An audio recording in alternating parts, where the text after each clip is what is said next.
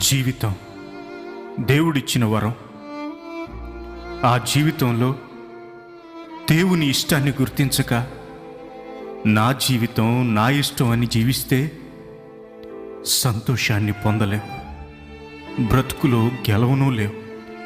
ఓడిపోయిన జీవితం, నష్టపోయిన జీవితం, రోగగ్రస్తమైన జీవితం నిన్ను వెక్కిరించవచ్చు, నిరాశ పెంచవచ్చు, దేవునిపై ద్వేషాన్ని కలిగించవచ్చు, ప్రపంచానికి నిన్ను దూరం చేయవచ్చు. కారణం నా జీవితం నా ఇష్టం అనుకున్నావు కనుకే. స్నేహితుడా, ప్రపంచానికి నువ్వెప్పుడు పరిచయమయ్యావు? నీకు ప్రపంచం ఎప్పుడు పరిచయమైంది? నీ తల్లి నిన్ను కనకముందే, ప్రజలు నీ ముఖాన్ని చూడకముందే, కంప్యూటర్ డాక్టర్ నీ ఉనికిని గుర్తించకముందే, నీ తల్లి గర్భంలో పిండముగా రూపింపబడకముందే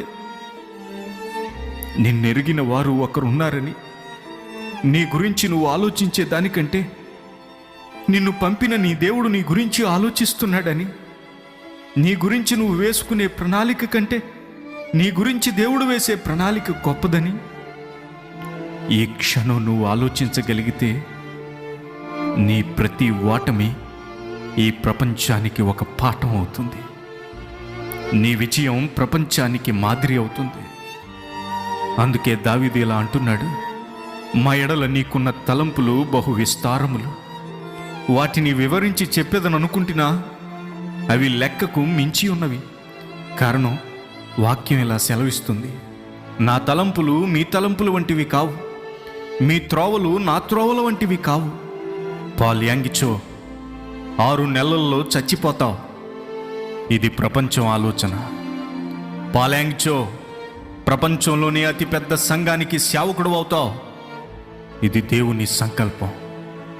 డేవిడ్, గొర్రెలు కాచుకో, యుద్ధం చేయలేవు, ఇది కుటుంబం ఆలోచన.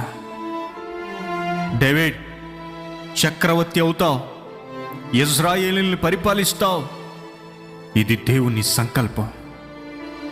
యోసేపులా గోతిలో పడద్రోయబడవచ్చు, చెరసాలలో బంధింపబడవచ్చు, అన్నల చేత ద్వేషింపబడవచ్చు, కానీ ఒకరోజు ఐగుప్తి సింహాసనాన్ని అధిరోహిస్తావు. అందుకే నేస్తమా, ఒక్కటి మాత్రం గుర్తుంచుకో, ఈరోజు నువ్వు ఎక్కడున్నావనేది ముఖ్యం కాదు, నిన్ను దేవుడు ఎక్కడుంచబోతున్నాడో తెలుసుకో. నీ పట్ల దేవుని సంకల్పం ఒకటి ఉందని, అదే దేవుని అనాది సంకల్పం అని ఈనాటికైనా గుర్తించవా?